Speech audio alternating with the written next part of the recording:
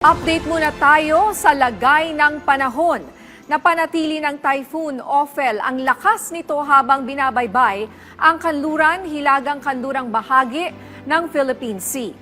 Sa datos ng Pag-asa, namataan ang sentro ng bagyo 485 kilometers sa east-northeast ng Daet, Camarines Norte o 610 kilometers sa silangan ng Infanta, Quezon.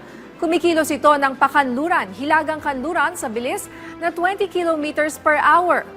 Taglay ng bagyong Ophel ang lakas ng hangin na 120 kilometers per hour at pagbugsong 150 kilometers per hour.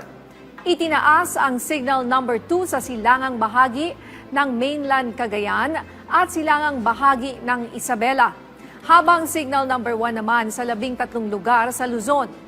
Sa pagtaya ng Pag-asa, kikilos ang bagyong Ophel, pakanluran, hilagang kanluran patungong hilagang kanluran ng Philippine Sea bago ito maglandfall sa silangang baybayin ng Cagayan o Isabela bukas ng hapon.